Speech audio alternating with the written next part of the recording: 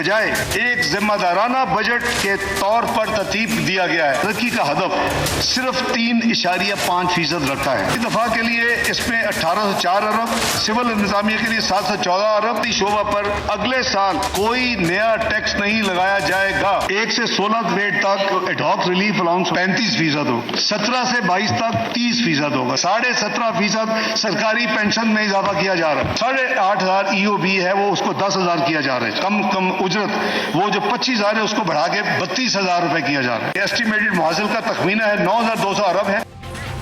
अस्सलाम वालेकुम नाज़रीन, मैं हूं किरण नाज। आज का प्रोग्राम बजट स्पेशल है और कोशिश करेंगे कि आज आवाम के लिए बजट स्पेशल शो में दो टोक बात की जाए। सियासी और माशी बहरान के दौरान PDM हुकूमत ने अपना दूसरा बजट पेश कर दिया है। ग्रेड 1 से 16 के सरकारी मुलाजमीन के लिए तनख्वाह में 35%, ग्रेड 17 से 22 के सरकारी मुलाजमीन उनकी तनख्वाह में 30% इजाफा किया गया है। सरकारी मुलाजमीन की कम अज़ कम पेंशन 12,000 होगी। EOBI की पेंशन 8,500 से बढ़ाकर 10,000 कर दी गई और वफाकी हुदूद में कम से कम उजरत 32,000 रुपये की जा रही है। सूबे नाज़रीन इस हवाले से अपना फैसला ऑब्वियसली खुद करेंगे। पेंशन के मुस्तकबिल के अखराजात की जिम्मेदारी पूरी करने के लिए पेंशन फ़ंड का क़याम किया जाएगा। सहाफ़ियों और फ़नकारों के लिए हेल्थ इंश्योरेंस कार्ड का इजरा करने का भी ऐलान हुआ है। बजट में नाज़रीन आम इंतखाबात के लिए 48 अरब रुपए मुख्तस किए गए हैं। मुल्क के दिफा के लिए बजट 15 खरब से बढ़ाकर 18 खरब कर दिया गया है। तरक्याती मंसूबों के लिए 11 खरब 50 अरब रुपए की तारीखी रकम मुख्तस की गई है। सरकारी मुलाजमीन की तनख्वाहों में इजाफा तो हो गया है, निजी मुलाजमीन का क्या होगा, ये ऑब्वियसली $1 मिलियन क्वेश्चन है। इस बजट को देखकर अब अवाम क्या कहते हैं, अवाम क्या सोच रहे हैं, क्या उनको लग रहा है कि ये बदतरीन महंगाई की जिम्मेदारी किसकी है? जरा अवाम की राय सुनिए पहले। गुजारा हो ही नहीं सकता। सरकारी जो गवर्नमेंट का मुलाजिम है उसके लिए की है, जो आम पब्लिक है वो क्या करेगी? पिछली वाली हुकूमत इससे लाख बेहतर थी, इन्होंने तो हमारी कमर तोड़ दी है। हर 5 साल के बाद बोलता है उसकी गलती है, बोलता है उसकी गलती है। भाई हमारी क्या गलती है, हमें बताए ना, हमारी क्या गलती है? हमें परेशान करके रखो, खत्म कर दिया जाए। इससे अच्छा तो अंग्रेजों को हैंड ओवर कर दिया जाए मुल्क।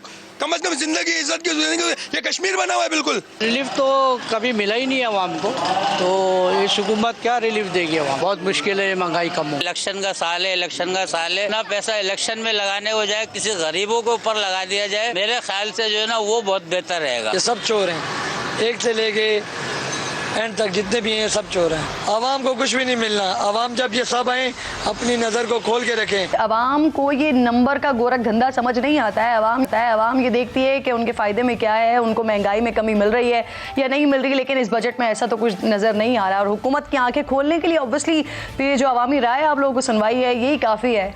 आज वज़ीर ख़जाना ने अगले माली साल के टारगेट्स भी बताए हैं। 2 माह की हुकूमत ने बड़े बड़े टारगेट सेट किए हैं। टैक्स वसूली का हदफ जो है वो 92 खरब रखा गया है, जो आधे से ज्यादा कर्ज और सूद की अदायगी में चला जाएगा। GDP का हदफ 3.5% रखा गया है। महंगाई को कम करके 21% पर लाने का हदफ है। बरामदात का हदफ $30 अरब, जबकि तरसीलात ज़र का हदफ $30 अरब रखा गया है। क्या ये टारगेट्स हुकूमत कर सकेगी? ये भी एक बहुत बड़ा सवाल है, क्योंकि गुज़िश्ता साल जो हदफ इस हुकूमत ने रखे थे उसके हुसूल में कितनी कामयाबी हुई है, ये जब इकनॉमिक सर्वे आया वो बता रहा है। PDM हुकूमत माशी मैदान में अब तक अपना कोई भी हदफ पूरा नहीं कर सकी है।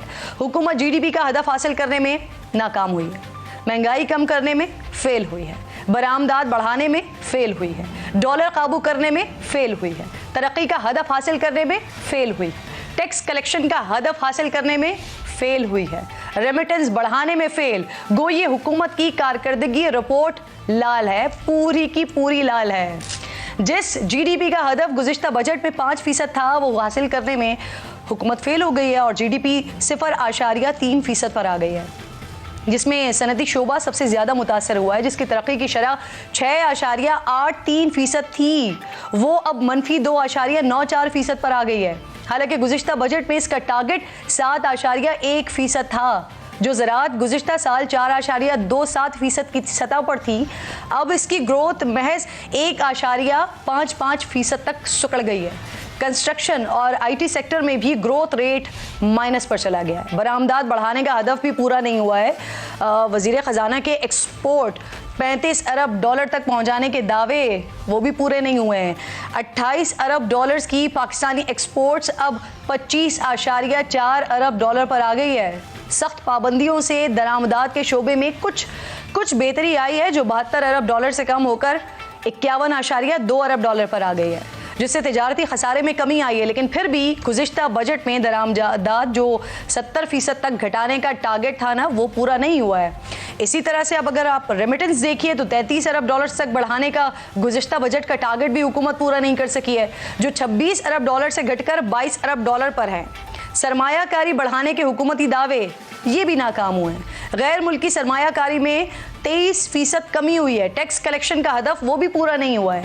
हुकूमत को सबसे बड़ी नाकामी महंगाई में कमी और डॉलर कंट्रोल करने में हुई है। गुज़िश्ता एक साल में डॉलर की तकरीबन कीमत 100 रुपये बढ़ चुकी है और हद ये है कि IMF को आंखें दिखाने वाले इसहाक डार अब प्लान बी की बात भी कर रहे हैं। ऐसे में नाज़रीन, पाकिस्तान जनूबी एशिया का महंगा तरीन मुल्क बन चुका है को तहरीक अदम एतमाद की बुनियादी वजह करार देने वाली अपनी हुकूमत के PDM तकरीबन 1.5 साल बाद इसे काबू नहीं कर सकी है, नाकाम रहे इसे काबू करने में। गुज़िश्ता बजट में जिस महंगाई का तखमीना इसी हुकूमत ने तकरीबन 11.5% लगाया था ना, वो अब 29% तक पहुंच गई है और इदारा शुमारियात ऐसा बता रहा है कि हफ्तावार महंगाई 38% क्रॉस कर चुकी है। रुपए की कदर में कमी, मुल्क की माशी तरक्की में कमी, रेमिटेंस में कमी, बरामदात में कमी, आमदनी में कमी, हुकूमत का पेश करदा ये इकनॉमिक सर्वे, मुझे तो अपने ही वज़ीर ख़जाना के ख़िलाफ़ ये चार्जशीट नज़र आता है। लेकिन जो इकनॉमिक को देखते हैं वो इन तमाम मामलात पर क्या राय रखते हैं, उनके लिए ये बजट कैसा है। एक तरफ हमने अवामी राय सुन ली है, अब ट्रांसमिशन में शामिल करते हैं बिलाल कियानी साहब, कोऑर्डिनेटर हैं PM के। बहुत बहुत शुक्रिया, आपका प्रोग्राम में साथ मौजूद हैं। फ़र्रुख सलीम साहब इकोनॉमिस्ट हैं। खुर्रम हुसैन साहब मुझे ज्वाइन कर रहे हैं। इसके अलावा डॉक्टर खाकान नजीब और IPP से नई जमात हैं महमूद मौलवी साहब भी अब आज की इस ट्रांसमिशन में ज्वाइन करेंगे। मैं आप तमाम को खुशामदीद कहती हूँ। बिलाल कियानी साहब, आपकी इजाज़त से मैं चाह रही हूँ ज़रा फ़र्रुख सलीम साहब से बात का आगाज़ किया जाए। आप लोगों ने तो जो पेश करना था वो कर दिया, लेकिन अब इकॉनमी को किस तरह से देख रहे हैं इकॉनमिस्ट, सबसे पहले तो ये सवाल बनता है। फ़र्रुख सलीम साहब, आज का बजट आवाम दोस्त बजट है सर? देखिए, जो सबसे अच्छी बात इस बजट के बारे में कही जा सकती है वो ये है कि आम आदमी के हवाले से इस बजट में कोई बुरी खबर नहीं। तो बात यह है कि इस बजट में ना तो कोई बुरी खबर है आम आदमी के लिए और ना ही कोई अच्छी खबर है। तो ये सबसे अच्छी खबर है कि कोई बुरी खबर नहीं। देखिए, सनती सेक्टर के हवाले से कोई नया टैक्स नहीं आया, अच्छी खबर है। ज़रूरी शोबे के ऊपर कुछ मुराद दी गई हैं, वो भी अच्छी खबर है। IT सेक्टर के ऊपर भी कुछ इजाफी मुराद है। कंस्ट्रक्शन सेक्टर में उनके टैक्स के हवाले से कुछ छूट दी गई है। मेरा ख्याल है कि वो भी अच्छा कदम है इन द राइट डायरेक्शन। अब ओवरऑल जो मामला बनता है, अगर अदाद शुमार को देखिए, अदाद शुमार का तो जैसे आपने कहा एक गोरख धंधा है। इसमें जो दो चीजें हैं जो मैं समझ नहीं पाया हूँ, जो हमारे वजीर खजाना साहब ने खुद कही है, आपके सामने रखता हूँ। सिर्फ दो चीजें। पहला जुमला वजीर खजाना साहब ने कहा कि सूबों को बांटने के बाद विफाक के पास 6,887 अरब रुपए बचेंगे। ये मेरा जुमला नहीं है, ये वजीर खजाना ने आज बजट स्पीच है। तो विफाक के पास बच रहे हैं 6,887 अरब। और थोड़ी देर के बाद उन्होंने बताया कि जो विफाक ने सूद की मद में अदायगी करनी है वो 7,300 अरब है। तो इसका मतलब ये हुआ कि सूबों को बांटने के बाद विफाक के पास जो पैसा बचेगा वो तकरीबन सारा का सारा सूद में चला जाएगा। अब जेब हो जाती है विफाक की खाली, और खाली जेब में से अभी जो वजीर खजाना साहब ने हमें बताया जो इखराजात करने हैं, ये खाली जेब से इखराजात करने हैं। उन्होंने कहा कि 761 अरब रुपए की पेंशन देनी है। जेब खाली है, याद रखिए। जो तरक्याती बजट है वो 1150 का है। जो running of the civil government कहलाता है, सिविल गवर्नमेंट के लिए वो 714 अरब है। जो BISP Benazir income support fund है 450 अरब। जेब खाली है, याद रखिए, जेब खाली है। ये सारे खर्चे अभी खाली जेब से निकालने। जो सब्सिडीज हैं वो वजीर खजाना साहब ने बताया कि 1074 अरब है। जो ग्रांट्स हैं वो 1464 अरब। तो खाली जेब से ये सारा काम निकालना है। तो ये किसी जादू से सर कम कि नहीं। ये जो हदफ रखे गए हैं, ये जो हदफ रखे गए हैं, एक तरफ खाली जेब है और पेंशन्स भी और दीगर चीजें भी इतने इतने उसके हदफ रख दिए गए हैं, तो ये जो बाकी चीजों के हदफ रखे गए हैं ये प्रैक्टिकल भी है वैसे? नहीं, जाहिर बात है फिर हुकूमत जो है वो बजट का खसारा करेगी, और जैसे ही बजट का खसारे का नाम आता है तो आप सोच लीजिए कि अगले माली साल के पहले दिन हुकूमत ने 7,000 अरब रुपए का कर्जा लेना है। अब वो भागेगी बैंकों के पास कर्जा लेने के। जब वो बैंकों के पास जाएगी तो आप सोचिए कि वो आपका जो शरह सूद है वो आसमान से बातें करने लगेगी। जब शरह सूद आसमान से बातें करने लगेगी तो प्राइवेट सेक्टर है उसके लिए कोई पैसा नहीं बचेगा, वो एक्सपेंड नहीं कर पाएगा।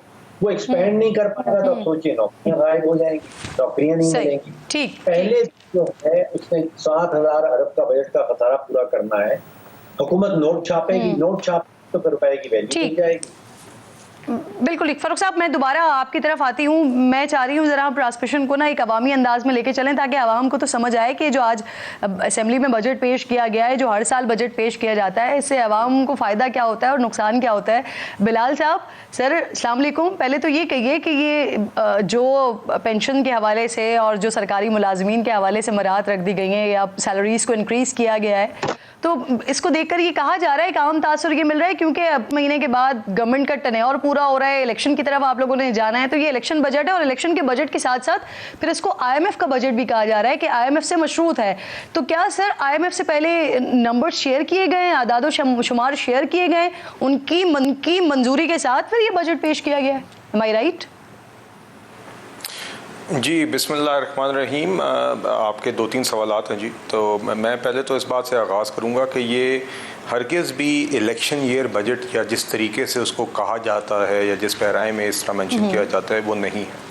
मौजूदा हुकूमत ने इस बजट की तरजीहात यही रखी हैं कि जो एक बैलेंस जो हम पिछले साल सवा साल से एक ज़िम्मेदाराना तरीके से चलाने की कोशिश कर रहे हैं, जहाँ पे हमें 4 साल एक मईशत जो 2018 से 22 के दरमियान तबाह की गई, फिर उसके बाद उस मईशत को जाते जाते आग लगा दी गई जो बची कुची रह गई थी अपना ही किया हुआ IMF मुआहदा तोड़कर, और उसके बाद जब उस इन्हीं के IMF के मुआहदे को, टूटे फूटे मुआहदे को हमने रिवाइव करने के लिए IMF को इंगेज किया तो उनने उसको सबूताज भी करने की कोशिश की। बहरहाल हमने पिछले एक सवा साल में हमने डिफ़ॉल्ट भी अवर्ट किया, हमने साथ ही साथ कमज़ोर तबकात को मदद भी फराम की, ख्वाह वो बेनज़ीर इनकम सपोर्ट प्रोग्राम की रकम बढ़ाना था, स्टाइपेंड बढ़ाना था, फ्री आटा स्कीम थी, किसान पैकेज था जिसके नतीजे में बम्पर क्रॉप हुई गंदम की, तो या वो सैलाब मुतासरीन की मदद थी। तो हमने ये सारी चीज़ें बैलेंस करके हम आगे चलते रहें। ये बजट भी जो है ये मुआशी जो इस्तेहकाम का सफ़र है उसको भी जारी रखेगा। साथ ही साथ मईशत के अंदर थोड़ी सी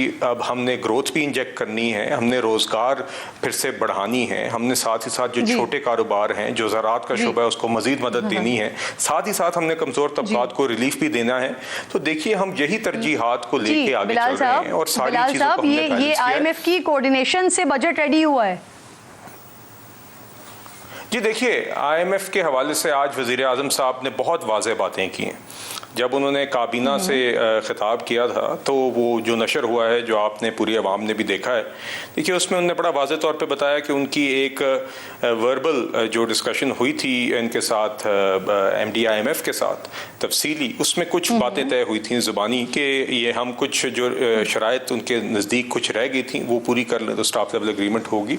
वो शराइत अब हम पूरी कर चुके हैं, इसलिए हम तो समझते हैं कि हमने 9th रिव्यू के लिए जो स्टाफ लेवल एग्रीमेंट की ज़रूरियात थी वो हम पूरी कर चुके हैं। जो मौजूदा बजट है, देखिए IMF के साथ एक मुस्तकिल डायलॉग हुकूमत पाकिस्तान कर रहा है, अभी भी है। अब मैं आपके सवाल पे आ रहा हूँ, मैं आपके सवाल पे आ रहा हूँ जी।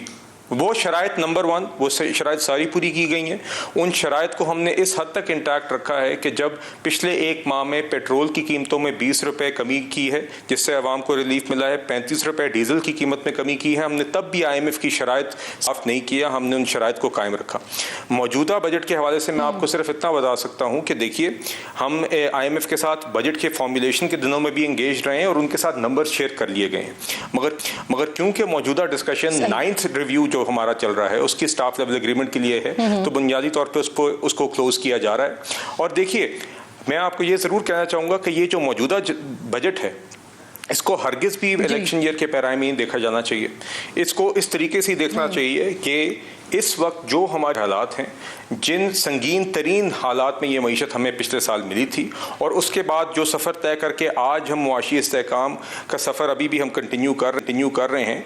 आज जो हमारे मुल्क की शॉर्ट टर्म, मीडियम टर्म और लॉन्ग टर्म रिक्वायरमेंट्स हैं, उनको एड्रेस करने के लिए हमने अगले एक साल सैलरीज में तरक्याती बजट में इजाफा। सर ये नंबर्स 11 खरब का तरक्याती बजट में इजाफा, ये नंबर्स IMF के साथ शेयर किए गए और IMF को इस पर कोई एतराज भी नहीं? जी ना, नहीं, देखिए मैंने आपसे कहा कि IMF के साथ नंबर शेयर किए हैं, मगर IMF के साथ जो डिस्कशंस अभी जारी हैं वो तो 9th रिव्यू की स्टाफ लेवल एग्रीमेंट को पहले क्लोज करने के लिए जारी हैं। दूसरी बात, ये जो नंबर्स आपने बताए हैं, देखिए हमने वज़ीर आज़म साहब ने आज बड़ा वाज़े किया अपनी तकरीर में भी, और मैं भी जिन मीटिंग्स में शामिल रहा हूँ, और जो बजट आपने दिया है IMF को उस पर एतराज होगा? महंगाई की जो शरह रही है, जी जो बजट आपने पेश किया है, आपको लगता है कि IMF को एतराज होगा इस पर? जी देखिए, वो तो अब IMF के साथ जब इसके ऊपर तफसीली डिस्कशन होगी तो देखेंगे, मगर पहले तो हमने 9th रिव्यू को क्लोज करना है और उनके साथ इस प्रोसेस के अंदर नंबर शेयर कर लिए गए हैं। तो पहले तो हम जो समझते हैं कि हम जो शराइत तय कर चुके हैं उसकी बुनियाद के ऊपर हमें स्टाफ लेवल एग्रीमेंट साइन हो जानी चाहिए। वो स्टाफ लेवल एग्रीमेंट का साइन होना हमारे लिए भी बतौर हुकूमत पाकिस्तान और हमारी आवाम के लिए फ़ायदेमंद होगा, IMF इटसेल्फ के लिए फ़ायदेमंद होगा, क्योंकि वो इस प्रोग्राम में है। अगर उसकी टर्म्स कंप्लीट हो रही हैं तो उनके लिए भी अगर प्रोग्राम चले तो उनका मैंडेट पूरा होता है। तो देखिए, सबसे पहली हमारी तरजीह ये है।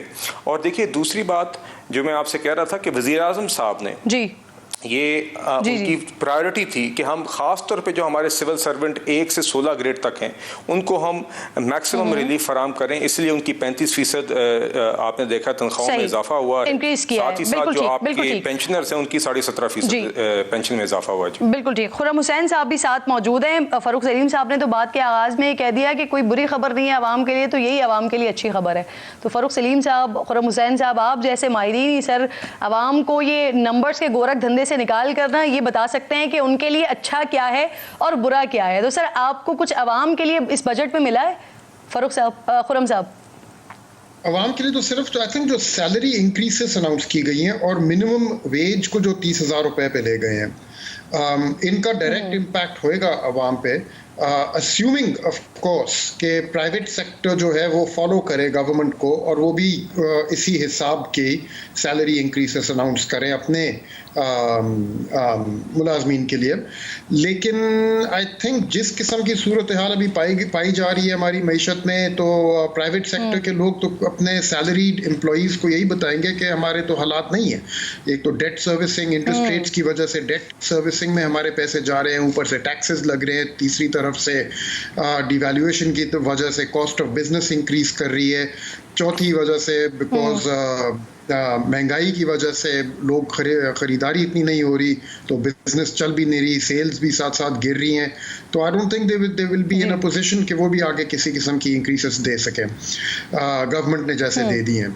और मिनिमम वेज भी जो इंक्रीज किया, आई थिंक अभी दिहाड़ी तबके के ऊपर होगा कि वो जाके अपने सनतकारों से कहें कि भाई अब हमारी भी जो वेजेस हैं उनको इंक्रीज करें। अब वो किस हद तक सक्सेसफुल होते हैं इसमें आई डोंट नो।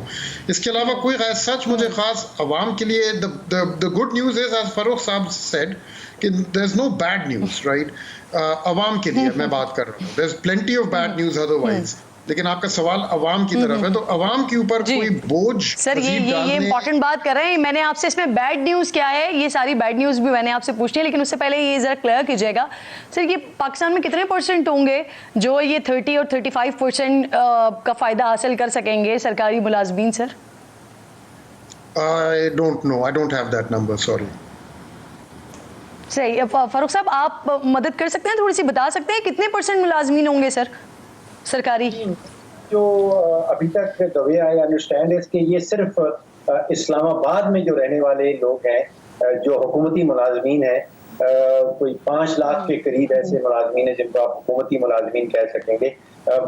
मेरा नहीं ख्याल कि कानूनी तौर पे जो पंजाब में हैं, जो बाकी सूबों में है, वो उनके अपने जो सूबाई बजट होंगे उसमें ऐलान जो है वो वहाँ फॉलो करेंगे। बिल्कुल ठीक। खुरम साहब, ये जो आप बैड न्यूज़ की बात कर रहे थे, ज़रा ये बैड न्यूज़ बताइएगा और किन किन के लिए ये बुरी खबरें इस बजट में? आई थिंक इंडस्ट्री में काफ़ी लोगों के लिए बुरी खबरें हैं इसमें, जिन लोगों के ऊपर सुपर टैक्स लगाया गया है। फॉर इंस्टेंस एक काफ़ी अजीब सी इसमें चीज़ है, बात है। आई डोंट नो, हो सकता है इसमें कुछ हो सकता है इसमें कुछ ना हो, लेकिन ये जो कह रहे हैं कि 50% अप टू 50% टैक्स लग सकता है अंडर इनकम टैक्स उस इनकम पे जो विंडफॉल की तरह आपके पास आई है। उसकी अगर आप चाहें तो मैं आपको एग्जैक्ट लैंग्वेज पढ़ के सुना दूं, बट एक अजीब सा इसमें एक क्लॉज सा है, उसको स्टडी करना पड़ेगा, देखना पड़ेगा क्या है। बट आई थिंक इंडस्ट्री के लिए, बिग बिजनेस के लिए इसमें काफ़ी बैड न्यूज़ है, बिकॉज टैक्स का बर्डन काफ़ी हद तक उन्हीं के ऊपर आ रहा है। एंड आई थिंक IMF के लिए इसमें बैड न्यूज़ है, क्योंकि ये तो आई डोंट थिंक मुतमईन करेगा किसी सूरत IMF को। आई थिंक ओवरऑल बाकी हम लोगों के लिए जो एक्सपेक्ट कर रहे थे कि हमारी गवर्नमेंट में आहिस्ता आहिस्ता कोई स्टेबिलिटी आएगी और मैक्रो इकोनॉमिक सैनिटी की तरफ हम लोग जाएंगे, हमारे लिए तो बहुत बैड न्यूज़ है, क्योंकि ये बजट 3 चीजें करने की तो कोशिश आपको कर लगता रहा है कि ये बजट जो है वो स्टेबिलिटी की तरफ जा रहा है? स्टेबिलिटी की तरफ नहीं जा रहा है। सर साथ ही मौजूद रहिएगा, ट्रांसमिशन हमारी जारी है, एक छोटा सा ब्रेक लेना है मुझे, ब्रेक के बाद वेलकम बैक वंस अगेन जी। ट्रांसमिशन बजट की स्पेशल हमारी जारी है। बिलाल साहब, सबसे पहले तो ये बताइए सर, ये जो पेट्रोलियम लेवी का हदफ बढ़ाया गया है, इसका इम्पैक्ट पेट्रोलियम प्राइसेस पर क्या होगा? क्या 50 से ऊपर लेके जाएंगे फिर प्राइसेस आप लोग? नहीं, देखिए, कोई ऐसा अभी इम्कान नहीं है। एक चीज़ आप जानते, आपने शायद देखी हो, बल्कि मेरे सामने फिगर्स मौजूद हैं कि पिछले साल भी हमारा जो बजट था वो तकरीबन उस फिगर के करीब ही था जो इस साल का था, मगर साल के अंदर चूँकि पेट्रोलियम लेवी की जो लेवी का रेट है वो बढ़ाने में थोड़ा टाइम लगा। अब हमारी जो पहले तवक्को थी उससे ज़्यादा टाइम लगा, तो इसलिए चूँकि पेट्रोलियम लेवी ज़्यादा देर तक कम रही, उस वजह से कलेक्शन इस दफ़ा कम हुई है। अगर हमारा पेट्रोलियम लेवी का रेट वही होता जो आज है, तो तकरीबन उतनी ही रकम हमने इस माली साल में भी कलेक्ट की होती। इसलिए साथ साथ जब थोड़ी सी मुआशी ग्रोथ भी आएगी, जब आपकी पेट्रोलियम प्रोडक्ट्स की कंजम्पशन भी बढ़ेगी, और अगर यही लेवी का रेट रहेगा, तो मुझे उम्मीद है कि के रेट में कोई खातिर ख्वाह इजाफा किया बगैर भी हम ये हदफ अचीव कर सकेंगे। जी, पेट्रोलियम प्राइसेस में इजाफा नहीं होगा? नहीं, पेट्रोलियम प्राइसेस नहीं, आपने पेट्रोलियम लेवी का पूछा था। पेट्रोलियम प्राइसेस नहीं, मैं इसीलिए तो कह रही हूँ कि पेट्रोलियम लेवी में उसका इम्पैक्ट नहीं आएगा प्राइसेस पर। नहीं, मैं आपको यही समझा रहा था कि पेट्रोलियम लेवी के रेट्स, देखिए, पेट्रोलियम प्राइसेस का तयन होता है जो ग्लोबल ऑयल प्राइसेस होती हैं वो, उसके बाद जो आपका फॉरेन एक्सचेंज रेट होता है वो, ये 2 बुनियादी फैक्टर्स होते हैं। इसके साथ फिर आप ऐड करते हैं जो आपका पेट्रोलियम लेवी का रेट आपने लगाया होता है हुकूमत ने, और जनरल सेल्स टैक्स होता है। मैं आपको ये बता रहा था कि अगर आप सिर्फ पेट्रोलियम लेवी का रेट देखें, जिसको आप लगाते हैं पेट्रोलियम मसनूआत की कीमतों पर, और उससे आप कलेक्शन करते हैं, तो उससे ये हदफ पूरा होता है जिसका आपने जिक्र किया। उस रेट में मेरे नज़दीक कोई खातिर ख्वाह इजाफा किए बगैर भी हम ये टारगेट अचीव कर सकते हैं। यकीनी नहीं, ज़रूरी नहीं है कि पेट्रोलियम लेवी के रेट को बढ़ा के हम ये हदफ पूरा करें। जहाँ तक आपने बात की पेट्रोलियम कीमतों की, जैसे कि मैंने कहा कि उसका जो तयन है वो हर 2 हफ्ते बाद हुकूमत करती है, पिछले 2 हफ्ते ग्लोबल ऑयल प्राइसेस का रुझान देख के, और दूसरी बात जो फॉरेन एक्सचेंज रेट का ट्रेंड रहा होता है, हमारा US डॉलर का रेट का जो ट्रेंड रहा होता है। अच्छा, एक बात मैं यहाँ पे जरा, और वो हर 2 हफ्ते बाद रिवाइज होता है, वो उसका इन्हिसार इन 2 चीज़ों पे होता है। जहाँ पे हुकूमत को रिलीफ देने का मौका मिलता है, वहाँ पे हम पास ऑन करते हैं पूरा रिलीफ, जिस तरह हमने पिछले 1 माह में किया। 20 रुपए पेट्रोल की कीमत में कमी हुई, 35 रुपए डीजल की कीमत में कमी हुई।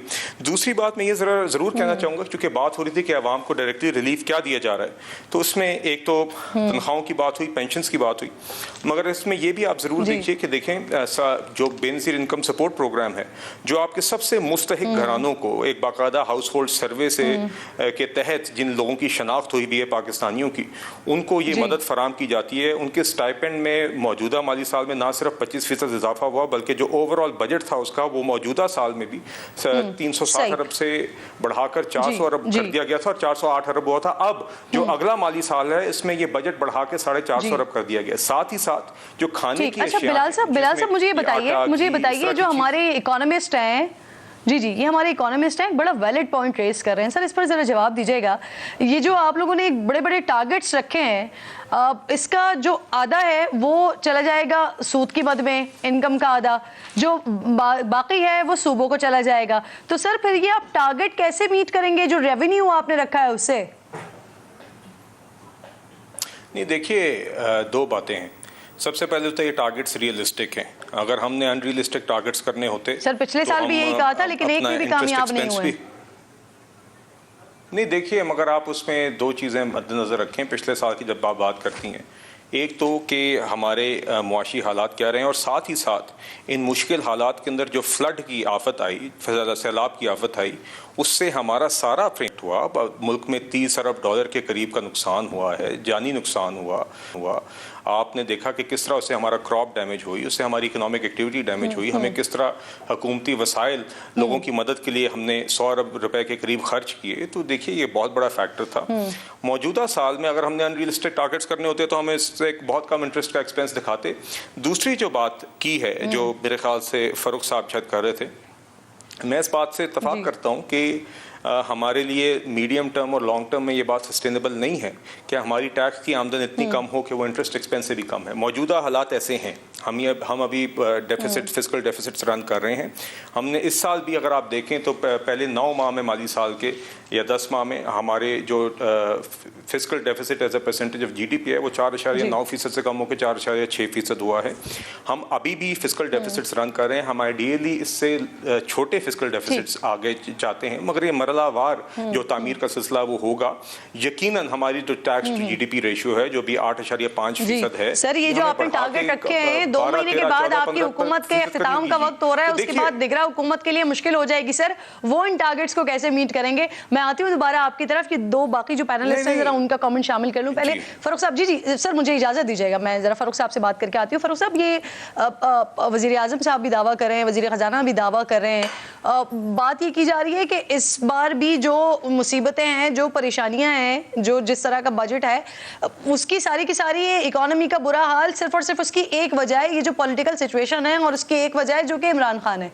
तो सर चले, पिछले साल तो ये बात काबिल कबूल भी थी, लेकिन क्या इस साल भी यही हालात हैं? इस साल आपके लिए ये काबिल कबूल बात है सर? तो ये इसमें कोई शक नहीं कि लास्ट ईयर अप्रैल में जब नई हुकूमत आई थी तो उनको विरसे में पाकिस्तान का, आप समझिए कि 74-75 साल का बुलंद तरीन बजट का खसारा विरसे में मिला था, और साथ ही साथ ट्रेड डेफिसिट, तजारती खसारा है, वो भी पाकिस्तान की तारीख का बुलंद तरीन मिला था, कोई 48 अरब डॉलर का। अब कहा ये जाता है, वो अंग्रेजी में कहते हैं कि if you are in a ditch stop digging. अगर आप एक खाई में गिरे हुए हैं तो खुदाया खोदना बंद कर दो। तो इसमें कोई शक नहीं कि बहुत बड़ी मैशत मिली थी, लेकिन PDM की हुकूमत ने खुदाई बंद नहीं की, वो मजीद खोदते गए हैं, और जो हमारी मैशत है वो मजीद खाई की गहराई में जाती रही। आप सोचिए कि पिछले महीने की जो फिगर आई है वो कहती है कि 50% डीजल की कंजम्पशन जो है वो मुल्क में कम हो गई। इसका मतलब क्या है? बड़ा खतरनाक मतलब। इसका मतलब ये है कि कमर्शियल ट्रैफिक जो है, जो ट्रक्स हैं, जो बसेस हैं, चाहे वो कराची पोर्ट से पंजाब आ रही हैं, फैसलाबाद जा रही हैं, लाहौर जा रही हैं, उनमें 50% कमी आ गई।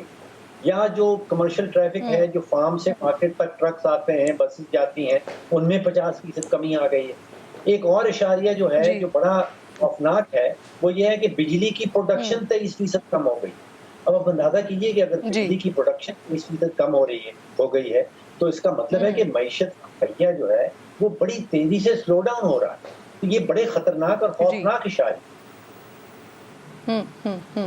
सही। खुर्रम साहब, आपकी राय क्या है इस पर सर? ये बात जो मैंने फारूक साहब से पूछी, ये सारी बदहाली की जिम्मेदार अब भी इमरान खान है सर, अवाम इसे बाय करेगी? अब मुझे क्या पता अवाम इसको बाय करेगी या नहीं करेगी, वो तो हम अवाम खुद फैसला कर लेना। बता, मैं इतना कह सकता हूँ सर, मैं और आप भी तो अवाम है ना सर। आप अपना एक्सपर्ट ओपिनियन दे दें। देखिए, मैं आपको अपनी ओपिनियन दे देता हूँ कि जिस मोड़ पे आज पाकिस्तान की इकोनॉमी खड़ी है, यहाँ पे 1 महीने या 2 महीने या 1 साल के बाद भी नहीं पहुँचती, इधर पहुँचने में काफ़ी साल लगते हैं।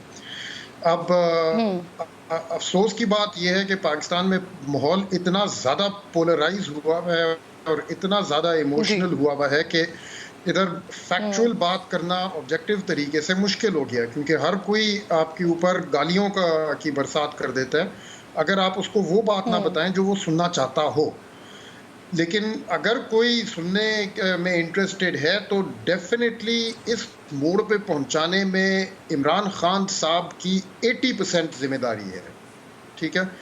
और उसके बारे में मैं तो सालों साल लिखता आया हूं कि जब से उन्होंने पावर की रेंज संभाली हैं, जिस तरीके से उन्होंने मईशत को संभाला और मईशत को हैंडल किया है, वो इतना गलत था कि इवेंचुअली उनके ऊपर एक और वजीर ख़जाना उनकी पार्टी से बाहर का ला के नाफिज करना पड़ा था, हफीज शेख के नाम से।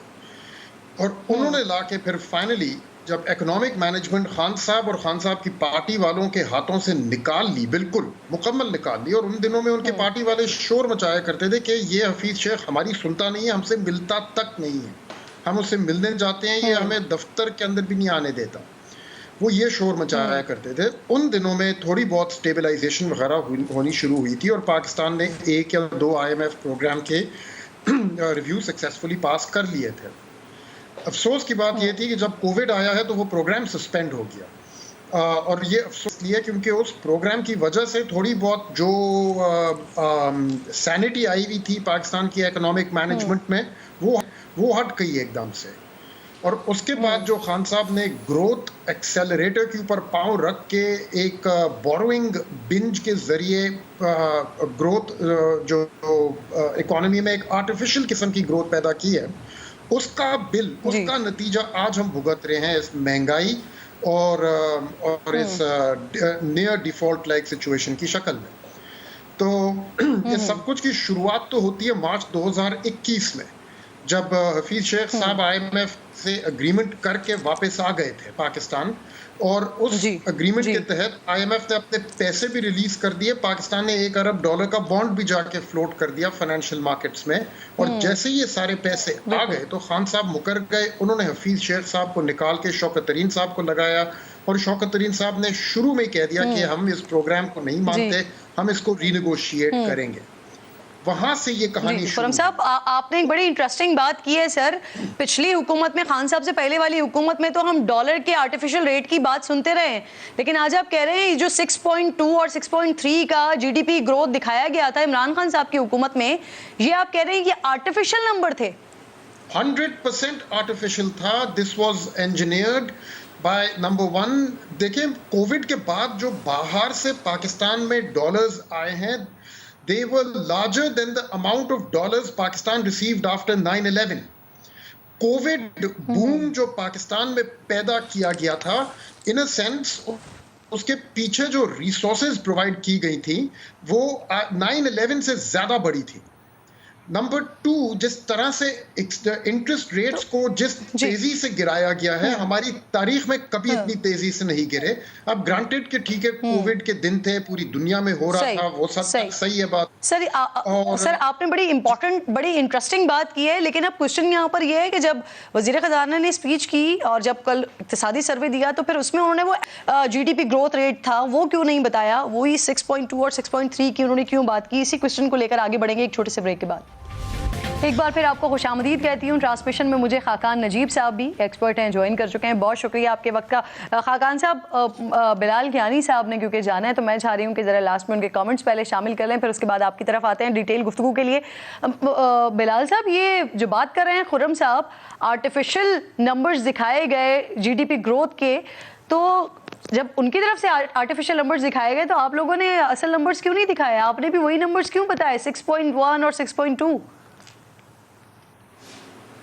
मैं जी I don't want to speak for Khurram साहब, बिकॉज खुर्रम साहब की मैं बहुत इज्जत भी करता हूँ। मैं ख़ुद उनके तज्ज़िये से सीखता भी हूँ और बड़े गौर से कोशिश करता हूँ कि पढ़ूँ भी और इनको सुनूँ भी। इनकी माशाल्लाह पाकिस्तान की इकनॉमिक हिस्ट्री के ऊपर ये एक अथॉरिटी भी हैं और हमेशा एक बड़ा बैलेंस्ड और प्रोफेशनल व्यू देते हैं जी। मगर मैं ये कोशिश करूँगा कि मैं तरह इंटरप्रेट करूँ कि वो जो मेरे ख्याल से कहना चाह रहे थे।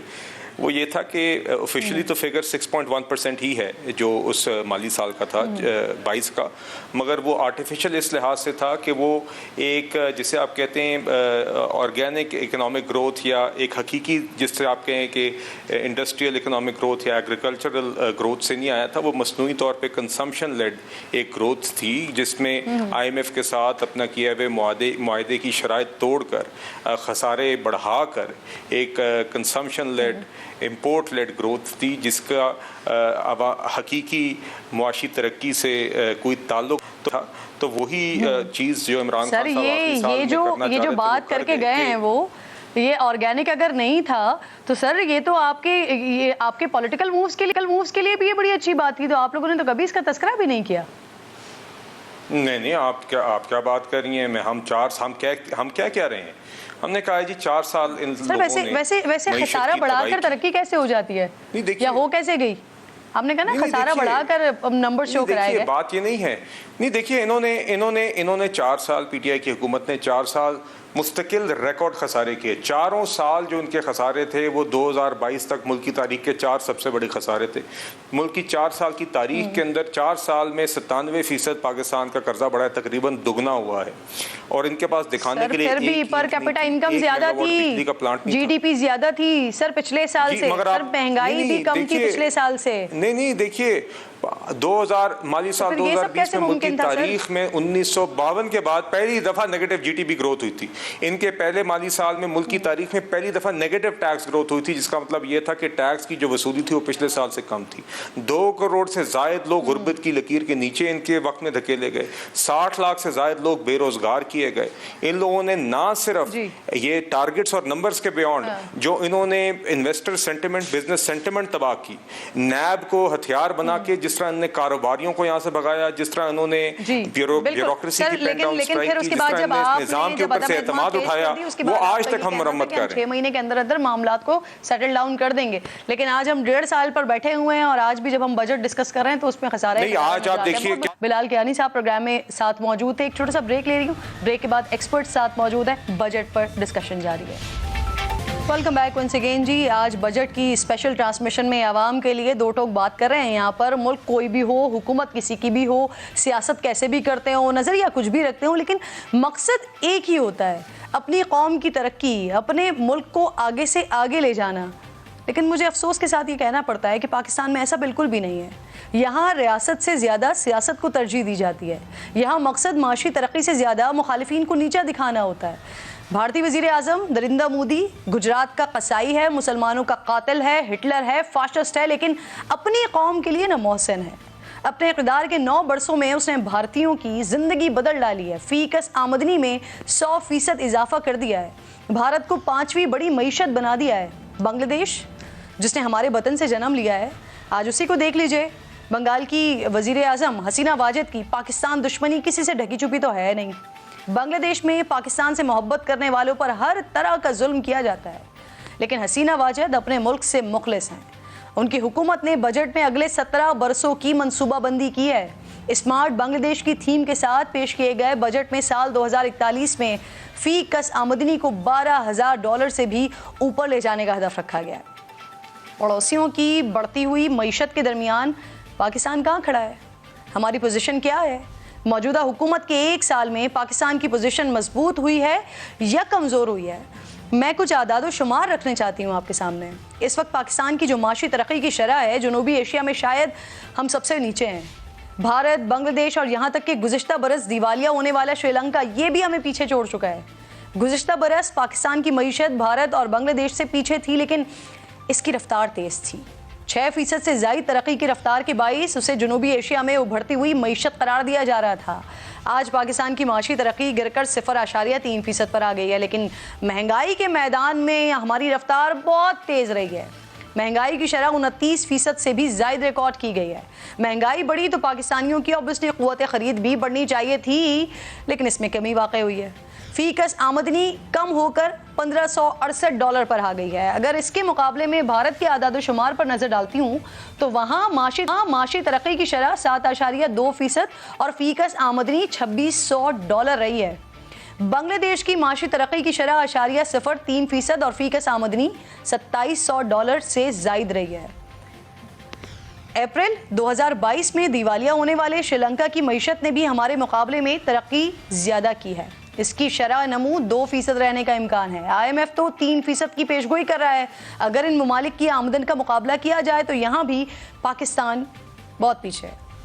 इस वक्त भारत और बांग्लादेश का हर शहरी नाज़रीन पाकिस्तानी शहरी की निस्बत $1100 से $1200 ज़्यादा कमा रहा है। अगर गुज़िश्ता बरस के आदाद शुमार का कंपैरिजन किया जाए ना तो पाकिस्तान की माशी तरक्की की रफ्तार खासी तेज़ थी। इसने 6.1% तरक्की की थी। इस साल की निस्बत महंगाई भी काफ़ी नीचे यानी 11% पर थी, जबकि उस वक्त फ़ी कस आमदनी भी ज़्यादा थी और ये $1750 से ज़ायद थी।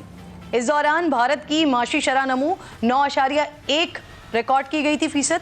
इसकी फीकस आमदनी $2300 से ज़ायद रही थी। बांग्लादेश की माशी तरक्की की शरह 7.52% और फीकस आमदनी $2793 थी। यानी गुज़िश्ता माली साल में पाकिस्तान की माशी तरक्की की शरह बांग्लादेश और भारत के करीब करीब थी और इन ममालिक के शहरियों के मुकाबले में हमारी जो फीकस आमदनी का फ़र्क था वो भी कम था। अगर अगले साल के हदफ पर मैं नज़र डालती हूँ तब भी पाकिस्तान, इंडिया और बांग्लादेश इसके मुकाबले में ना हम बहुत पीछे नज़र आते हैं। पाकिस्तान की माशी तरक्की का हदफ 3% और महंगाई का तखमीना 21% लगाया गया है। इसके मुकाबले में भारत का जो हदफ है वो 6.5% है और महंगाई का तखमीना सिर्फ 5% रखा गया है। बांग्लादेश में माशी तरक्की का हदफ 7.5% और महंगाई का तखमीना 6% लगाया गया है। IMF से मुआहदे के बाद अब तो श्रीलंका बढ़ा है और हाल ही में जो श्रीलंका ने शरह सूद में 2.5% कमी की है। करेंसी की कदर में भी बेहतरी आई है। जो श्रीलंकन रुपया 365 से भी ऊपर चला गया था अब वो 300 से नीचे आ चुका है। एक साल में पाकिस्तानी मईशत का पहिया घूमा तो है ऑब्वियसली, लेकिन वो रिवर्स गियर में घूम रहा है। खाकान नजीब साहब, दूसरे सेगमेंट में सर आपसे आगाज़ करते हैं बात का। सबसे पहले तो इस बजट को आप किस तरह से देख रहे हैं? अवाम दोस्त बजट देख रहे हैं, इलेक्शन बजट देख रहे हैं, या फिर आपको नजर आ रहा है कि सिर्फ खसारा ही खसारा है? और उससे पहले महमूद मौलवी साहब भी मुझे ज्वाइन कर चुके हैं। बहुत बहुत शुक्रिया सर। अस्सलाम वालेकुम। खाकान साहब से कमेंट लेकर फिर आपकी तरफ आती हूँ। जी खाकान साहब। किरण, देखिए कि पहले तो ये अंदाज़ा लगाइए कि पाकिस्तान का जो बजट है वो खड़ा हुआ कहाँ पर है। पाकिस्तान का इस साल, किरण आप सोचिए कि मैं आपका घर जो है वो पाकिस्तान की फेडरल फिस्कल फ्रेमवर्क है। अगर मैं 1 जुलाई को आपसे ये कहूँ कि आपने पूरे साल का मार्कअप पहले दिन ही देना है आसानी के लिए, तो मैं आपसे कहूँगा कि 7,303 अरब आपने वापस करने हैं मार्कअप में, जो पूरे साल पे मुहित हैं। उसमें कुछ डेट सर्विसिंग भी है, डोमेस्टिक एंड इंटरनेशनल। जब ये आप पैसे वापस कर देंगी तो आप कहीं से कमाएंगी ये पैसे वापस करने के लिए। वो पैसे कमाए जा रहे हैं फेडरल फिस्कल फ्रेमवर्क में 2 मद से। एक 9200 अरब रुपए का टैक्स है और एक 2963 अरब रुपए की नॉन टैक्स रेवेन्यू है। प्रोविंसेस को दे के किरण आपके पास बचेंगे 6,887 बिलियन रुपीस। अब जब आप मेरा मार्कअप वापस करेंगी तो आपको खसारा होगा 416 अरब रुपए का। इसका मतलब ये हुआ किरण कि आपने वापस जब मार्कअप सिर्फ किया तो आपने 416 अरब रुपए का ज़्यादा मकरूज़ कर दिया फेडरल फिस्कल फ्रेमवर्क को। उसके बाद आपने कहा कि मुझे 700-750 की पेंशन्स देनी है, मुझे running of the civil government देना है, मुझे PSDP 950 अरब रुपए पे करने हैं, मुझे डिफेंस में 1800 अरब रुपए पे करने हैं, मुझे ग्रांट्स देनी हैं। Everything is borrowed. ये है सिविरिटी ऑफ चैलेंज की जब बजट प्रेजेंट हो रहा था। इसका जवाब जो है वो आपने फराहम करना है, और वो जवाब ये था कि हमने कहा कि हम 7.2% का इतना बढ़ा हुआ सिर्फ फिस्कल डेफिसिट करेंगे जो सिर्फ फेडरल का होगा, फिर कुछ प्रोविंसेस से लेके कम करके उसको 6.5% पे कर देंगे। अब आप मुझे ख़ुद बताइए कि कोई घर ऐसे चल सकता है? सो क्या मांग है इस वक्त पाकिस्तान के फेडरल फिस्कल फ्रेमवर्क की? वो ये है कि पाकिस्तान एक डेट रीप्रोफाइलिंग मांगता है ताकि ये 7,303 अरब का जो मार्कअप पेमेंट है इसको संभाला जा सके और ये बता सकें आप कि अगले साल के 25 अरब डॉलर कहाँ से आने हैं किरण। IMF और नो IMF पाकिस्तान ने ये रकम, अगर करंट अकाउंट का खसारा 0 हो जाए, कोई खसारा ना हो, तो जमा करनी है। IMF के मुताबिक तो शायद हमें 33 अरब डॉलर जमा करने हैं और ये सारा 7,303 अरब अलहदा पे करने। अब आप मुझे बताइए कि अगर मुल्क यहाँ पे खड़ा हो तो क्या आपको एक्सपेंडिचर का रिफॉर्म पहले करना चाहिए था? इससे मेरा क्या मतलब है? इससे मतलब है कि जो सारा बोरोड अमाउंट है उसके बढ़ने की शरह को तोड़ देना चाहिए था, आपको उसको कम कर देना चाहिए था। मैं नहीं जानता कि 30 या 35% आपको सैलरीज बढ़ानी चाहिए थी। मैं नहीं जानता कि आपको 950 अरब रुपया, इस साल आप 573 अरब रुपया खर्च करेंगे PSDP से लेके अपने डेवलपमेंट पे, अगले साल आप कह रहे हैं मैं 950 खर्च करूंगा। आई डोंट नो कि हमारे पास ये रिसोर्सेज हैं। मैं समझता हूँ कि ये शायद सारे पैसे खर्च नहीं होंगे और IMF भी आपको अपने एक्सपेंडिचर्स को कुछ कम करने को कहेगा। अब आप दूसरी साइड देखिए, दूसरी साइड ये है कि पाकिस्तान ने अपना टैक्स टू GDP रेशियो जब 9200 अरब कलेक्ट किया तो वो सिर्फ 8.69% है, यानी कि कुछ भी नहीं है। ये मैं इसलिए कहता हूँ कि पाकिस्तान को कम से कम 12 से 14 टैक्स टू GDP रेशियो पे FBR को लाना है। तो आपको मेरा ख्याल है कि अपना जो हदफ है वो 11,000 अरब पे करना चाहिए। एक बात और कर लूं कि कुछ अच्छी चीजें हैं बजट, इसीलिए जो क्वेश्चन है ना वो यही है, वो सवाल जब ये बजट स्पीच देखी थी उसके बाद से सवाल एक ही जहन में घूम रहा है कि ये जो हदफ रखे गए हैं, जो टारगेट रखे गए हैं, इसको मीट कैसे किया जाएगा। 2-2.5 महीने के बाद तो आपका टनौर खत्म हो जाएगा, उसके बाद निगरान सेटअप आएगा। तो ये सब, इसके अलावा क्या ऑप्शन, पॉसिबल ऑप्शन हो सकता था कि जिससे जो जितने भी माशी तजियाकार हैं वो कह रहे हैं कि ये इससे ज़्यादा बेहतर चीज़ हो सकती थी, वो कैसे हो सकती थी? ये मैं आप दोनों से सवाल करूंगी, लेकिन महमूद मौलवी साहब बहुत बहुत शुक्रिया सर। अस्सलाम वालेकुम।